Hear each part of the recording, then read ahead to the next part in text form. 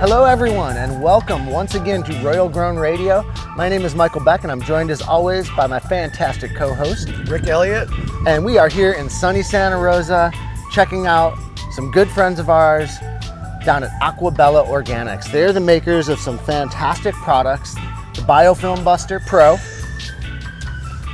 the Unleash Root Inoculant, and we're gonna kind of go through, get a tour, understand a little bit of the fermentation process and the hand-done craft fermentation and inoculation that these folks do to create these amazing products. We're joined by Chris Gruenberg, Erica, and Tracy Latane. Thank you all so much for having us out today. Give us a little rundown of what we're gonna see. We appreciate being here. Tracy, you want to go ahead and give a rundown of the process here? Yeah, we're going to just show you where we do some production and show you a couple of the steps we do on the production process for one of our products. And we'll show you where the fermentation happens and the hand-done quality control that we do on all of our products when we're there. And we may also show you how we in fact do have to scrub all of our barrels by hand. We might even have some things up our sleeves, a little bit of magic along the way. We'll see. I love it. Well, I'm so excited to check this out. I'm a big fan of microbes. I'm a big fan of the whole soil microbiome in general. So this is a really amazing opportunity for me to hear a little bit about what you do. Tracy, we had an amazing phone call about a year ago talking about these products, and it took us over an hour to get each other off the phone and say, all right, we got to do this in person. So take us, show us what you got. Let's go inside, guys. Come on. So this is so cool. Inside the barrel where they're brewing here, you can see the mycelia, you can see the different, biofilms kind of accumulating on the sides. It shows that it's truly alive. You can already see it bubbling in there. Yeah, they respond pretty quickly, but that's some mycorrhizae, which we don't actually claim in our product. It may or may not be there, but it's not dominant. Cool. So, but yeah, so we'll put that in after we Lots put of that in. secrets. Yeah. Yeah. So one of the coolest things to me about your product and your process is that it's all craft, it's all done by hand, and this is the real deal, how you guys do this, right? You're microbrewing. Tell us a little bit about the process we're gonna do right now. So we're just measuring out a couple of the ingredients that we use in some of our products. This is the molasses. We have it on our SDSs and stuff, and we measure by weight. So that's all we're doing here. Excellent. Is measuring it by weight. Go ahead. Measure. Okay. I don't have it plugged in, sorry.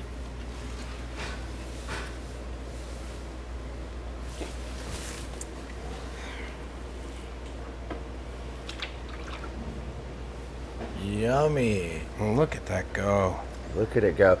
And molasses is such a common ingredient in microbiology brewing of all kinds and compost teas, things like that. And it's something that you have to be aware of its use because it can overfeed microbes when not done correctly. So you see a very specific measurement here as not to overgrow your populations, right? Yeah. You put too much in, it's just as dangerous as if you don't put enough in. Yeah. You get the wrong microbes if you put too much in, basically. Yeah, and one of the things that, from my understanding, is that too much sugar will cause the population to grow too fast and overconsume the oxygen as well. And that can lead to a different, species mix. Yeah, it's, as an example, fungi really like higher sugar levels, where the bacteria really like it to be a little bit lower. So you tend to get different things growing at those different sugar levels as well. So cool. So. Well, look at it do its thing. So we're gonna stick that in there. All right. So let's just go there and we then move it in here. All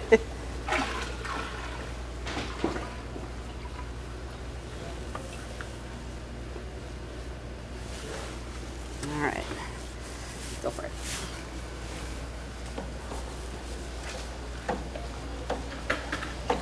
I feel like I should be singing in Italian right now. And this is so cool to me because when Chris and I were talking about this episode and what are we gonna see here? How does this work? He's like, it's all done by hand. And I'm like, what do you mean? Like you mix it up with a paddle? And he's like, we mix it with a paddle. We literally mix it with a paddle. It's really cool to see that clear attention to detail and craft approach. I really just Gives love us the that. greatest control, right, on the product. There's no mass production here. We have a hand in everything, and we make sure it's just the way we want it. If it's not, it gets kicked. Everything is done to precise. spec. Yes, precisely. So Michael wants to know what's in here, I want to know what's in Yeah. here. but I for can't sure. tell you. Yeah, It's sorry. magic juice. Sorry. That's You know, important. this is the specialness. This is what makes it unique. And unfortunately, we can't tell you what's in here, but we can tell you is that that end product that causes those plants to boom starts right here. Amazing. And it is important, you know, when you look at microbiological products, you're going to have a label and it's going to specify some species and it's going to specify propagules or CFUs. But the important thing to remember is in most microbiological products, you're not getting the whole picture. There's an entourage going on. You're specifying a couple organisms that are able to be labeled, able to be quantified, and able to be Correct. named on a labeling law. But not everything is that way. So it's all about function. Very, very true. It is about function, and this is Tracy's special blend, or Aquabella's special blend here, that they've been perfecting and working on for a long time. You know, it's taken a lot of years to get it to where they want it to be. So, as we're kind of mixing through this stuff, Tracy, tell us a little bit about your background in microbes and science. So my background, I've got over 30 years experience at this point in microbiology. I've been at it for quite a while. My focus has really been environmental microbiology for some time now. Okay.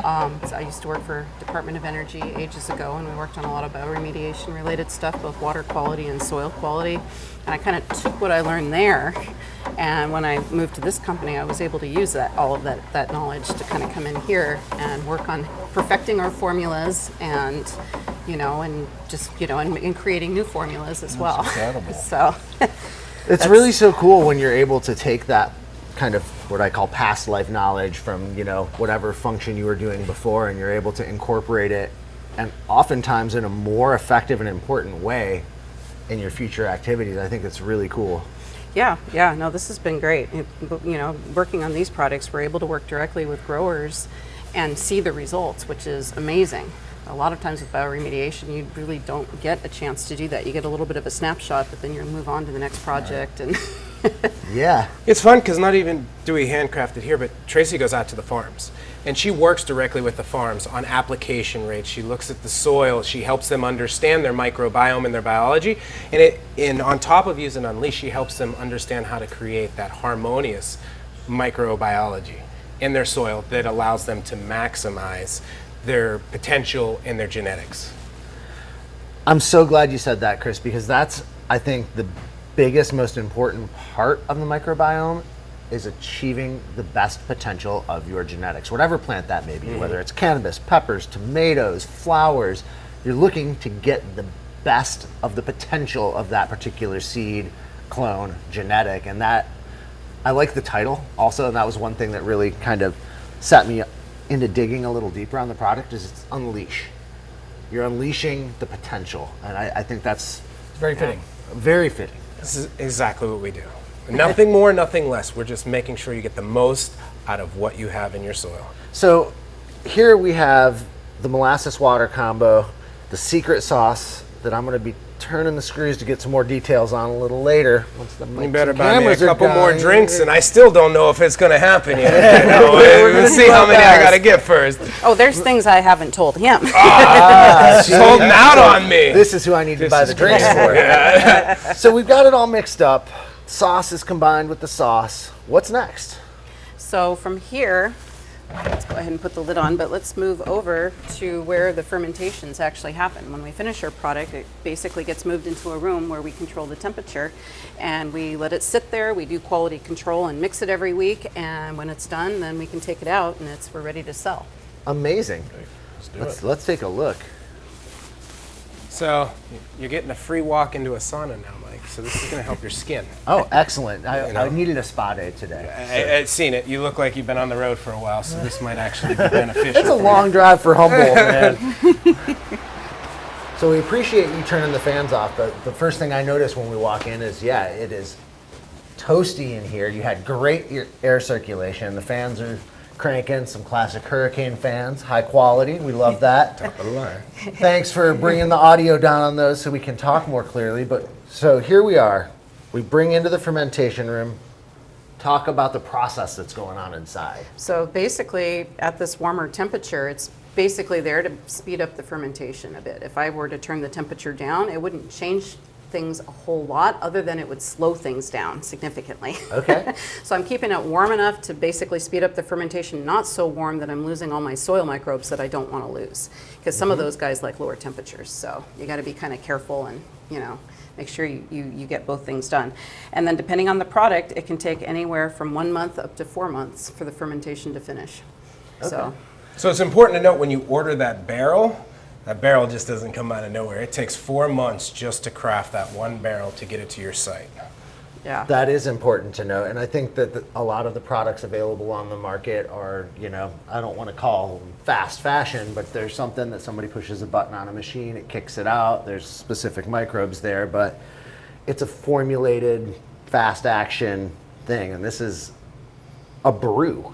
You guys Yes. have to take It it through is. its entire process. There is no substitute for time. It's Yeah. really an art form what she does here. You know, that's what I find so impressive. Yeah, no, we go through and we do what's called quality control every week on each barrel individually, and that means we open them up, we stir them, we take the pH, I make notes on how they smell and how they look. This is how I know whether there's any potential problems with the barrel, and it's how I know when they're done, both. So that's, and the stirring is an important part of the process too. It also kind of helps with the fermentation and stuff. They do need some churn in order to ferment well, so. And if you don't have a good note, she'll kick you out. Because I was trying to smell these things and they all smelled really sweet, like tea to me. And she's like, get out. You can't even smell it. Get out, get out, get out. That's why you're on the business side. Get out. Well, I love Erica has a good nose. Oh, see, that's She's why you're being here. trained. And I love that you mentioned that you don't want it to be too warm for fermentation. And you see a lot of people heating their compost teas, trying to bring that temperature up to speed up the Yeah. brewing and, you know, the replication.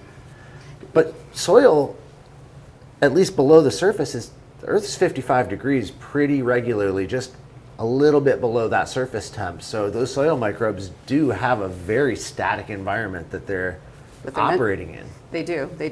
What happens in the root zone, and what we're growing are root zone microbes basically, is very different than what happens in compost. In compost, you're trying to break down all of the leafy and branchy material, all the lignins, all the wood solids and things like that. And you tend to make it very, very aerobic. You know, you get as much oxygen in there as possible. You push the heat up as high as possible, and then you just go for it. The roots are a different ecosystem. They're at a much lower temperature, and they're at a much lower amount of oxygen both. And so what we're doing is we're really focused on that environment as opposed to compost. Gotcha. Another excellent point, and that's something we talk about in cultivation and with composters. We do aging of our own forest products for our soils, and that's, you know, more thermophilic. It's not quite, you know, in those 130 degree temperatures, but we've got very specific window that we operate for that. Yeah. But it's not like the plants are growing in the composting process. Your plants don't want to live in a compost pile. They want the end result of all of those things, and the exudates and the sugars and the microbes that contributed to it. So I think that's a really important point. Yeah, it's exactly. You guys are, all the work you guys are doing is basically all the preliminary stuff, so that then when people have their plants, they've got the best soil and the best possible matrix basically in which to grow. And then what we're doing is we're just adding a component that would be in a more native ecosystem but tends to get lost, unfortunately, as soon as you talk commercial agriculture. We're basically adding that back in, and basically, you know, as you're trying to kind of get the best original forest-based ingredients, we're trying to also get the best microbes that would be in those more pristine environments where Yeah, it's kind of a one hand washes the other. You take the product we're starting with and add these microbes, and it gets the process rolling of the continued breakdown and the natural ecosystem of what would be happening with the organic matter hitting the surface, being digested, and being pulled down into the soil as all those nutrients are released. Yeah, we always say with our aged forest material that we're really trying to just kind of mimic what's happening on the forest floor, right? Yep. All the magic that's happening under there, It's- including the mycology. And it's exactly what we're trying to do is create a group of microbes that are pretty native to root zones and basically mimic exactly what would That's happen in great. a That's more incredible. natural environment.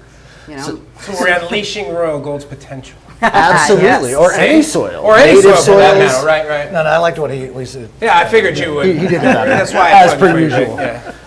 And so tell me about this device here. so that's our airlock. So when fermentation happens, it's not a one-way process where it just can happen in an enclosed environment. These fermenters are in fact releasing gases, CO2 being the most common, but you can also get nitrogen and you can get some other things being released as well. Okay. So those gases, so we don't build up pressure and break the barrels, and I've had that happen. That's a Slightly mess. different circumstances, but even these tough barrels, we've seen some cracks. So we basically put an airlock in, and that allows all those gases to come out. It also prevents any oxygen from coming in. These are true fermentations. It's a very low oxygen environment. So this is essentially an anaerobic process. Yeah, as anaerobic as we can get it in these conditions, for sure. So cool. And you know, there's a big debate.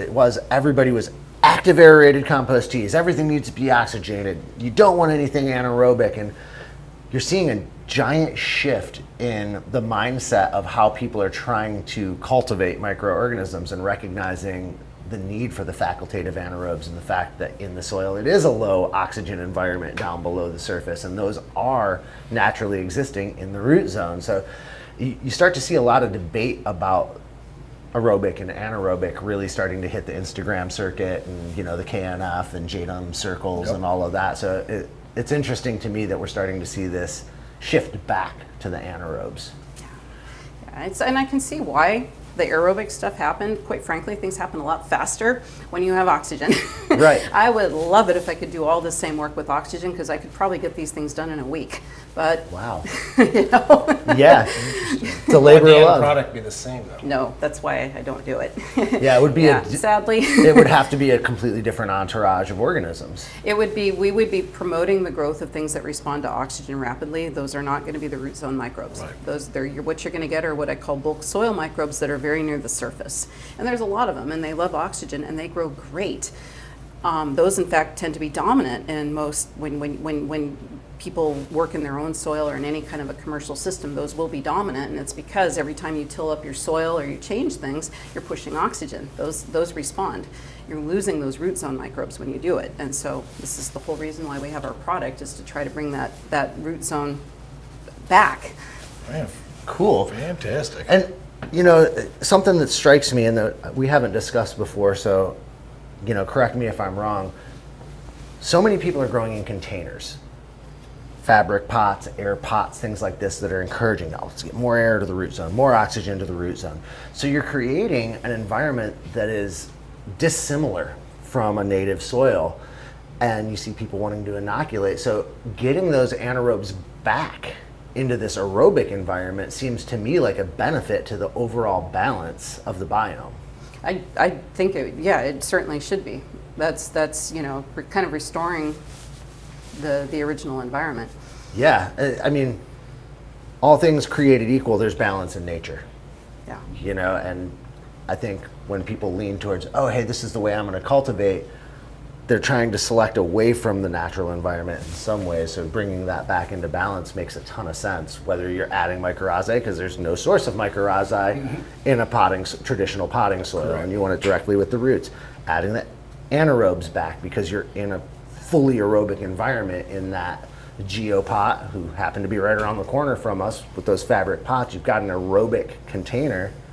You need those anaerobes to bring balance. That's to get the right activities happening. Wearing a hat, I'm just like, wait a minute, what? How's that for timing? That's I mean, that's big ag in a nutshell. You know, it seemed like just cultivating on a mass scale and cutting every corner possible in the name of profits, which led us in a direction where, you know, the soil health and biology and all of that, a lot of it just not misunderstood or not known at all. But this new movement, you know, in the last few decades seems to, like, you know, just the learning the science and learning how the soil used to actually benefit the plants that were growing above it. And what you guys are doing here is just fantastic. I feel like I'm learning a lot. Don't mind me being quiet, but I feel like I'm a listener right now. And it provides it's incredible. all kinds of benefits to the plants too. One of which you mentioned, which is mycorrhizae. Mycorrhizae also have a hard time growing on their own. They need nutrients just as badly as the plant does. If you get those root zone microbes there, then you're going to greatly push the growth of the mycorrhizae as well. You'll get that growth to be a good deal more consistent. Wow. And that's one of the better protections you have for your root system. If you can get your mycorrhizae, they form this wonderful shield around your roots, and then that tends to prevent a lot of potential non-beneficial fungi, shall we say, but pathogenic fungi, root fungi and stuff from being able to come in. That niche is already taken, they can't do it. Yeah, it makes sense. It's self-selecting for the positive as opposed to creating an open pathway for these negative organisms. Yeah. So, what else should we see in here, or is it time for a cold plunge? Because it is toasty. I told Yeah, you. it's- I told you you're gonna get nice and sweaty, and then we're gonna come out. Oh man, I was working on my beach body. Summer's know. approaching. We're in the production area. We got all the barrels, your equipment. Everything looks like super, super clean. What do we have back here? Well, we can take a look. I mean, if you want to, let's open her up and just see. I don't work in the warehouse. Again, I'm the business guy, so we'll just take a look and discover together. All right. Let's see what we got in here. Got a look in here. More barrels. All right. It's nice and cool in here, huh? It is. We're not in full fermentation zone. So this is actually the room where we make our inoculant, our secret sauce that all of our barrels get. We do have to keep it in a very controlled temperature, and everything that we use for inoculant can only be used for inoculant. It gets its own paddles, gets its own barrels, its own equipment. It's kept completely separate because we can't afford to mess this up. So Yeah, this cross-contamination is your biggest nightmare, I'm sure. Yeah, so and this is the ingredient we have to have. This So- is the secret you want to know, and maybe some drinks later we'll open it up. Maybe it won't. But Okay. We can't let them know. We'll work on that. Well, I will remove my contaminated self out from your room here. But that's amazing, and there is a huge difference. It is nice and cool, and you can tell you want that stable where you're actively encouraging the processes next door there. That's pretty cool. Magic. So we've seen the fermentation, we see the inoculant. What's the difference between the biofilm buster and the unleash? Like what are the differences in how that functions? So biofilm buster doesn't have all of the activity that the unleash has. So unleash has basically the full spectrum of activity. It takes quite a while to make. There's a lot going on in it to encourage everything. Biofilm buster, on the other hand, we're really focused on the microbes that are good at breaking down any kind of biofilm or soil, because in this case these are root zone microbes and they're experts at breaking down soil particles and releasing nutrients from them. It's a very similar process to break down biofilms. Okay. So that's basically what you'll get there. You won't necessarily get nutrient cycling or some of the other things that you'll get with our unleash. Okay. And for those of you at home who don't know, the biofilms are those sticky exudates that come out of the bacterial world. They're releasing these exudates and they're sticky. They stick to everything. They'll clog your lines, which is why people running organics tend to have a big problem with clogged up drip lines or irrigation lines. It becomes difficult to clean and sticky. It's not just the sugars, it's the biofilms that really are so clung on. So enzymes and things like that can help strip those proteins apart. Yeah, and the biofilm buster is a type of enzyme. It's what we call a bioenzyme, which is the enzymes are actually contained inside living bacteria. Those living bacteria, they see it as food. They will go right to the biofilm and they'll start digesting it and breaking it apart because that's for them releasing food. And they're very good at it. You get them into any kind of tiny nooks and crannies. You get them anywhere where nozzles or emitters. They are great at getting in there and doing that. And there's not a lot of other ways to target biofilms in those kinds of areas. That's so cool because you see a lot of enzyme products out there that are just like the pure enzyme, and it's not the bacteria's doing the work in releasing the enzyme. So it's kind of a slightly different approach than some of the other products I've seen on the market. Honestly, I think our product will tend to be a good deal more resilient when you use it. Enzymes need usually set conditions in order to work. When you've got a bioenzyme or a living bacteria, they're kind of creating the conditions they need to do the work. They can go in there and do it regardless of what's happening. So you get it, and you also get a wider spectrum of activity usually because these bacteria are not just breaking down one thing.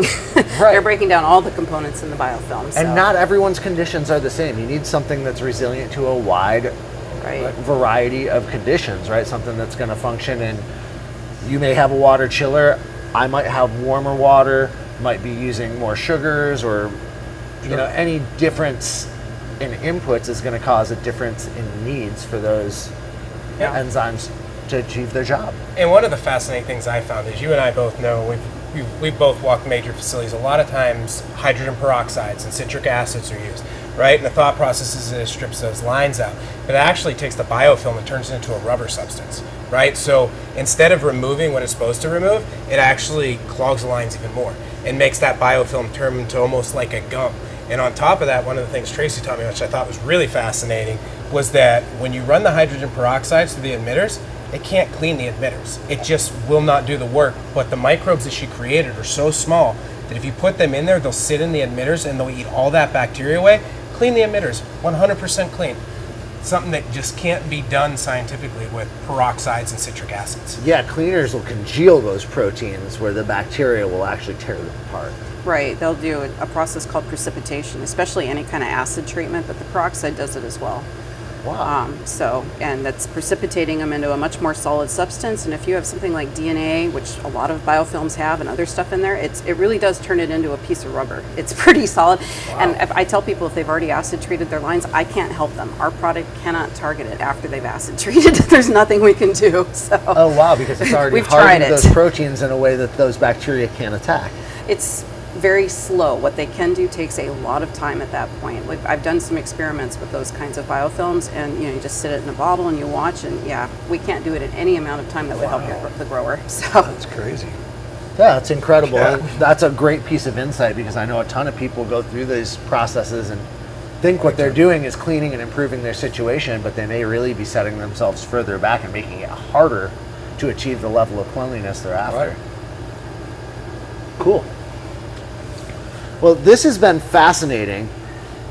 I have more questions about, how this company started, where the origin stories, and I have some more questions specifically about how it impacts cannabis, terpenes, things like that. And so we have some other folks we're going to talk to, yeah, right? so we'll go sit at the round table. We'll introduce you into some more of our team, some other specialists. We'll introduce you to the owners, and we can kind of talk from there and discover even more what you don't know.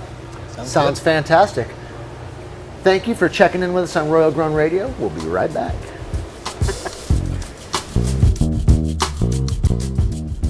Hello, everyone, and welcome back once again to Royal Grown Radio.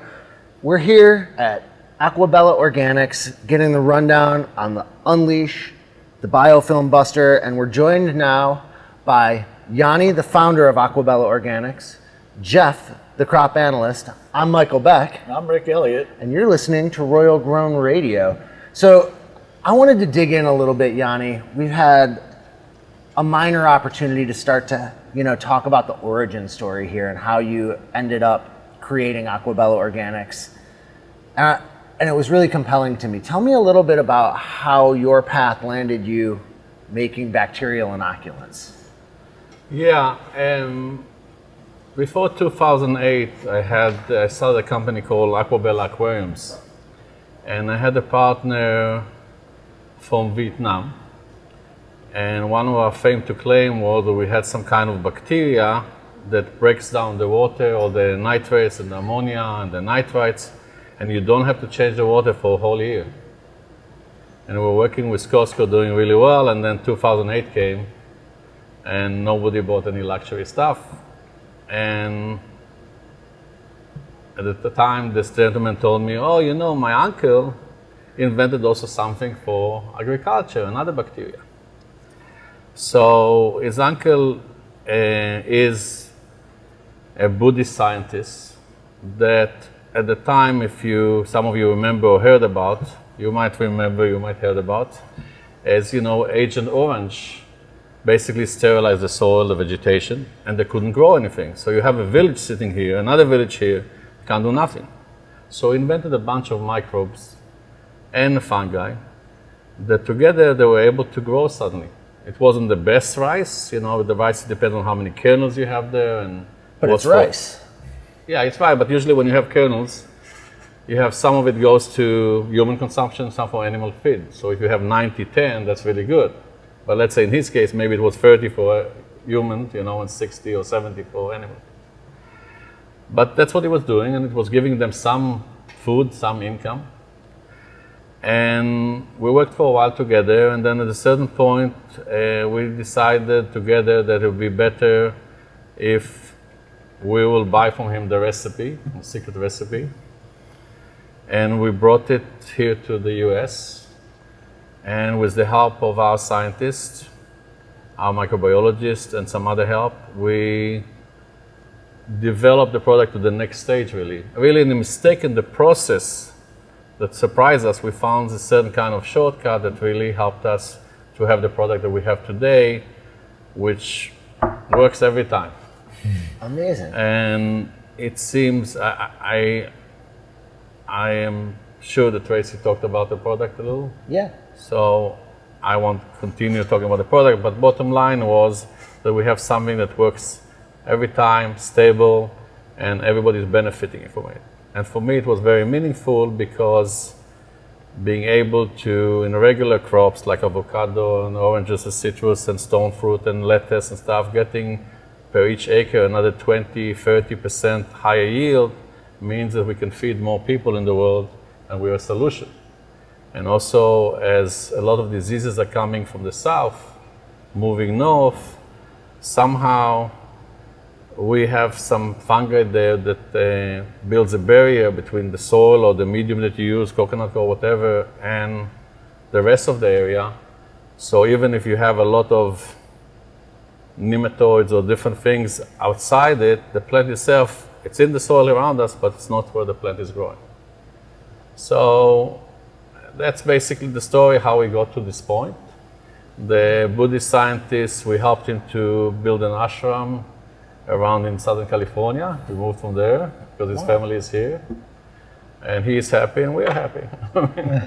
So that's amazing. So it wasn't like we set out, oh, we're going to create this entourage to go do this. It was more of a, oh, look, this is what this does. Hey, we're doing this for the aquarium industry, but look, it's doing this. Look, it remediates from the Agent Orange. Oh, look, it's improving other big ag crops. So really what happened, the product for the aquarium was a product that he invented for shrimp farming, because again, Vietnam had a lot of shrimp farming. Yeah. And shrimps are considered to be the rats of the ocean, or this, Yep. and 50% of them die. And he was able to create a product that broke down, it works opposite of what Unleash works, which means this product breaks down the ammonia to convert it to nitrite, convert it to nitrates, and releases the denitrogen gas. And instead of 50% dying, only 20% died. So by fluke, we tried it on the aquariums and it worked really well there. Wow. So I was halfway there, then discovering, the other half. The same as, our other product, the Biofilm Buster, which is derived in a way from the Unleash, and the Aquabella bioenzyme, which is the other product. It also, we did it because people use acids, and acid is not good for the soil and not good for the plants. So when you grow in the growing season, many times you can't use acids, and acid causes the biofilm buildup to become gummy kind of, and it doesn't get into the emitters. The bacteria use it as a source of food. So the plants always will do better. And also the bacteria is small enough to get to the emitters and clean them. So instead of spending hours of people check all the emitters, payroll, all the stuff, and not getting the right ingredient into the plant, we are there overnight, boom, you're all set. Incredible. I love origin stories like this, that it's like you kind of, it found its own path in a way. You guys were steering the organism entourage, but it was kind of carving its own path. It's like the organisms are like, no, this is what we want to do. And like it happened organically. But it happened organically. And I love that you're talking about how these organisms go in and go into the nitrification process, because that's a big part of what the growers are after, right? Growers out at home, you're looking to find ways to unleash the nutrients you're putting in, crustacean meal, etc., things like that. But you need something to get in there, break those proteins down, create the nitrites and the nitrates that the plants want, and to ammoniify it to make it plant available, right? And the beauty of it that Our microbes work symbiotically with each other, which means we're good for all the growing seasons, from the beginning to the end, from clones, from seed to the end of the process. Every 2 weeks you use it, and you don't have to bring hundreds of different other products. Different strains of microbes works in different times. So they all the time work together, back and forth. That's the way I see it. They work back and forth. Like you need more nitrogen fixation, those are more active. You need more amino acids or potassium or phosphate to be released, those will work. Then, I need a little more for from the nitrates fixation. And just tiny bit. Okay, this works again. So they're all the time there, going back and forth, do the work. They're like ants in this case, you know. Intelligent. But Yeah. I just want to mention that I used to have a natural food company in Vermont years ago. And we were the last company that made hummus from scratch, meaning we didn't use cans and stuff. We didn't use any artificial stuff. And also here, we insist on doing it the artisan way, you know. We could have get some different kind of fermentation and machine and stuff. And we really, every barrel, we pay such attention to it. And that's why every time it works the same way, consistently, every time. That was one thing that struck me the first time I spoke with Tracy on the phone, and she was like, no, this is a craft process. This is by hand. They won't let any corners be cut. There's only one way to do this correctly, and that's how we do it. And that leads me to you, Jeff.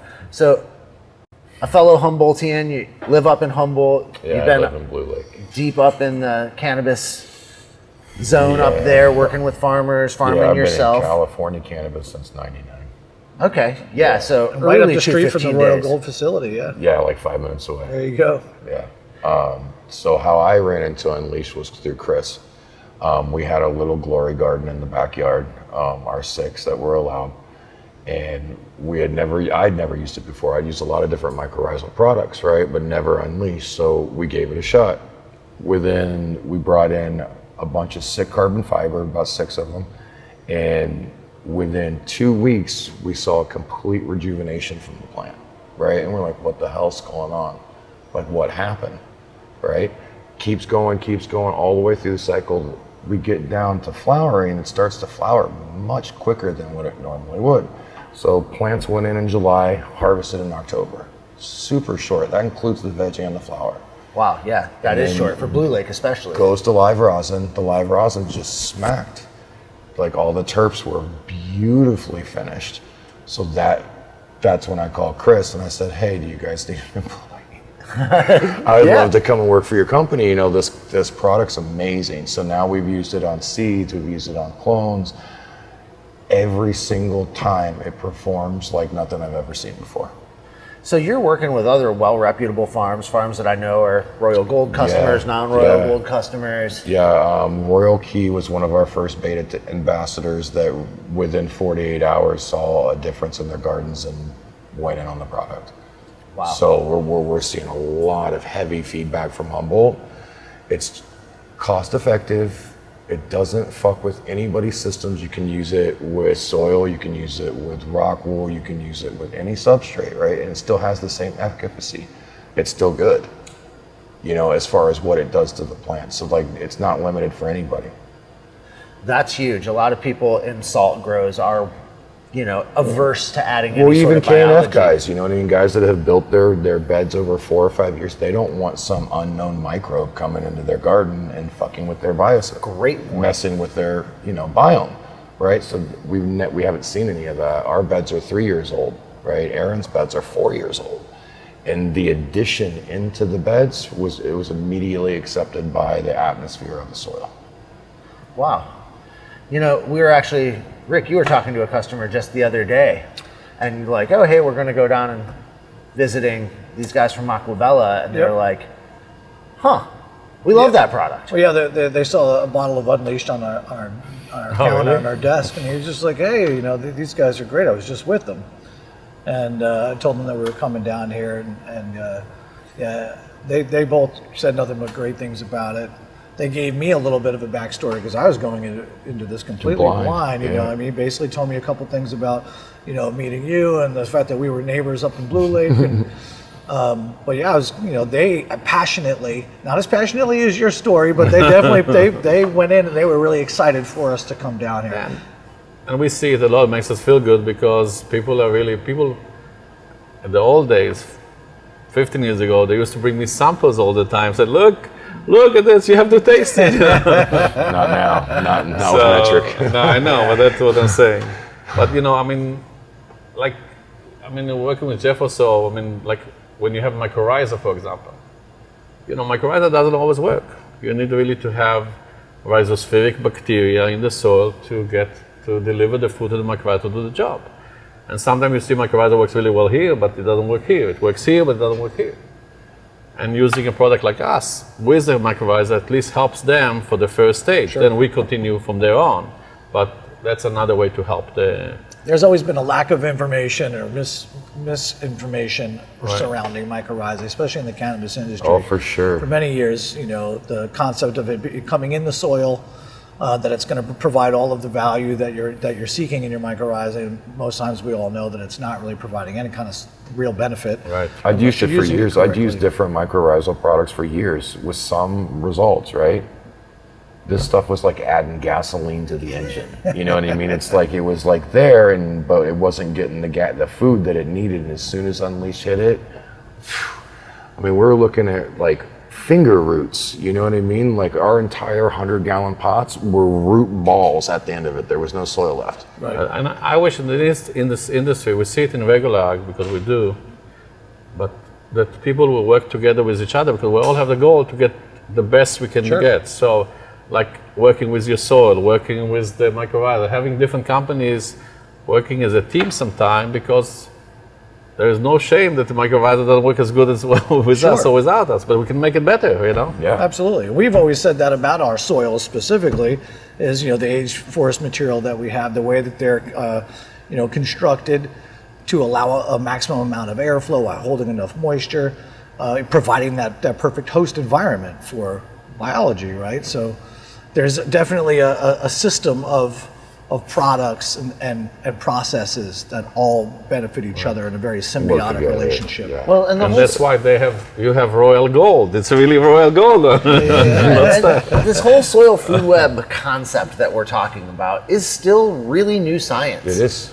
People didn't believe that that's what was going on in the root zone, and that all It's these just soil. bacteria It's and just inert. fungi and yeasts and nematodes and all of these things were working together to release those The nutrients. good nematode and the bad nematode, People were looking at the NPK, the chemistry of the soil, but ignoring the biological processes that it takes for the chemistry to coexist with the plant life and be effective. And so I think it's really cool that we're starting to dig deeper as a community into these knowledge bases. And I think that that's the next step for analyzing the effectiveness of products like this. So yeah, the terps are slapping. What's the next steps? How do we quantify with some side-by-sides? What are the terp outputs of this genetic with and without? What are the terp, production in this soil and that soil? And those are questions that are yet to be asked, and we need people to do that research. So one of the things that we don't really we talk and we don't talk about it. People ask me how come in the Middle East we're working well there, or we're working in Italy or in Czech Republic, or different kind of soil, different climates. In the United States, here in Southern California, Northern California, New York, whatever it is. How come there is? Because we have different amount of strains, right? But some of the strains are the same, So maybe you have 8 strains that are nitrogen fixation. You have 8 strains that are doing this, different strains, right? So we don't need all the 8 strains of nitrogen fixation to work. Maybe this strain works in this environment. Maybe this one works in this environment, this climate, this soil, Sure. So there's always one of them works, So there's an array of microbes in Yeah. there. And that's another thing we talk about all the time. People ask us, they're like, oh, well, tell me why I should use your soil. Why is it better than the next guy? And we say, well, if what you're using is working, we aren't any better. Our goal is to create something that works better in more situations. So you have a better opportunity for success, regardless of what you're doing, whether you're in salts, whether you're in rock wool, whether you're in soil, whether you're in native soils. Yep. The whole goal is to improve all crops, raise all ships. And I see a huge difference when you use the right medium and the quality soil, let's say. And I'm not saying because of Royal Gold, I'm just saying because at the beginning when I started, people were laughing at me or threw me out of there, some farmers, because microbes, 15 years ago. I thought one guy came with a shotgun at me, But it's so important. The bacteria is important to the soil is important to the bacteria. And if you don't have a good soil and you don't have good bacteria, you're really not doing much, No, and your plant has to work a lot harder to get the nutrition. Right, exactly. Right? Which will affect the yield, affect a lot of stuff. Everything. Exactly. Its immune system, its resistance to bugs, its resistance to sickness, all of that is wrapped up into it. Resistant to people? No.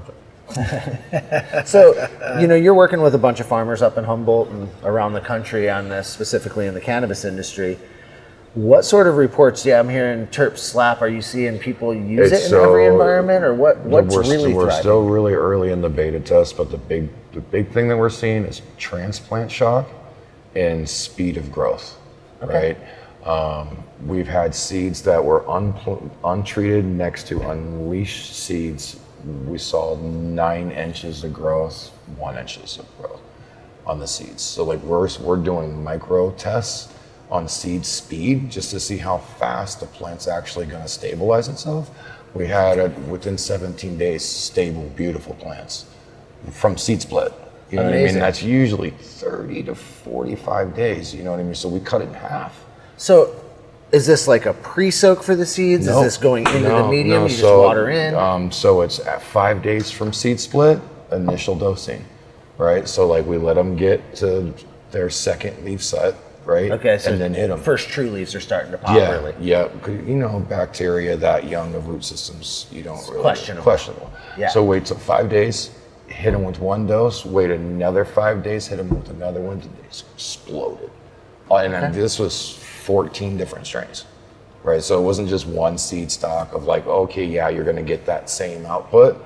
These were all different strains, all different breeders, all same situation, but same uniformity, same growth. Wow.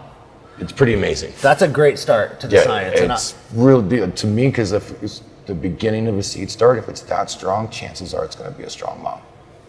No question. You know what I mean? It's not mutated, it's not sick, it's already not, and we haven't even fed the thing yet. You know what I mean? So this is only native unleash nutrient and water. That's it. Wow. And soil. And we have a lot of companies that, they move to the right soil, the right nutrient, and then they throw everything else away and just use us. Yeah. And, Jeff joined us about 4 months ago, and he's seeing what he's seeing. I've been seeing it all for the past, we live in a place that we have a lot of people visiting our office and taking product, and we see it by uniformity, texture, and people put it on, I will try it on one room, and then 3 weeks later, I need more products. Why? We're putting it on all the facilities. But we wanted to do a trial to see what's happening here.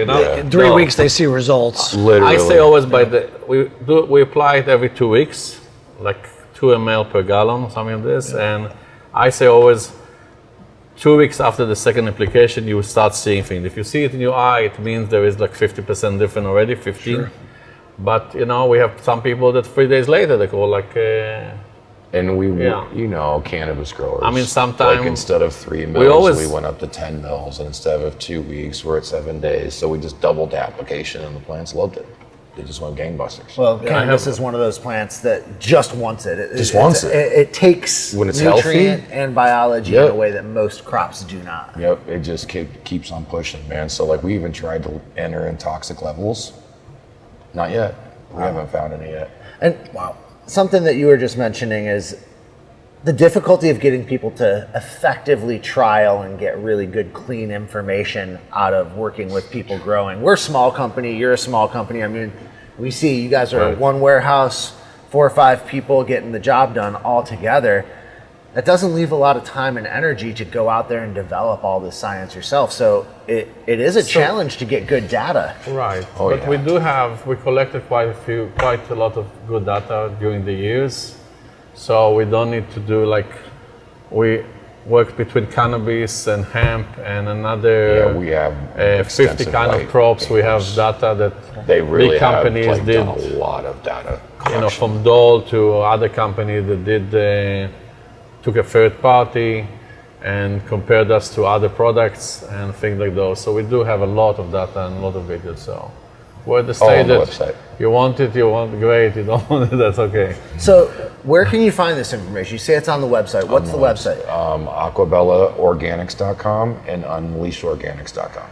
I would say for the cannabis industry, UnleashOrganics.com is where to go. Information. And then sometime if you want to see more than this, you just send us an email and we'll send you, beside the white papers and other things, we can send you a lot of other things. Especially if specifically you ask for, we're always there. I mean, we're really, we enjoy what we do. So we are, I would say 7 days a week between my phone, Chris's phone, Tracy's phone. People can call us, ask a question.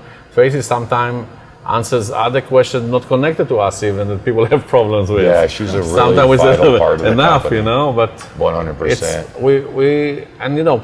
People that grow, this is like gold for them, right? It's the babies.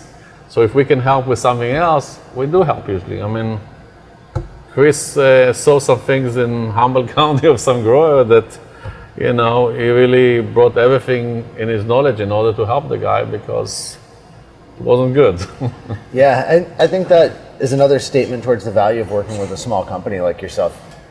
You call and you get the people. Yeah. You're not getting 4 stages down the line that are like, oh, let me talk to Bill, who's going to talk to Tom, who's going to talk to Johnny, who's going to talk to Tracy, who might ask Yanni, but I don't know.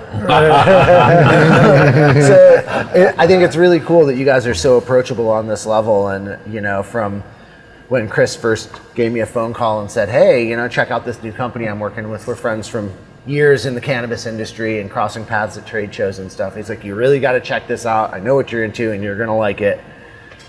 To then the call with Tracy, it's just really intriguing. And I'm really stoked for what you guys are bringing to the table. I think it's a huge benefit to the industry. I think there's a lot more room for all of us to grow this science, to do better research, and help elevate, like you said, all agriculture. It's not just about cannabis. It's about growing more food in less space, providing a better service to humanity. Yeah. I really love the backstory. As you were giving it to us, I was almost having like this picture, like watching your movie, you narrating your own movie, where I could see you in the rice paddies in Vietnam overseeing, or the shrimp production facility, scratching your head with the light bulb going off above you. We do have some pictures as well. It's a fantastic story. Thank you.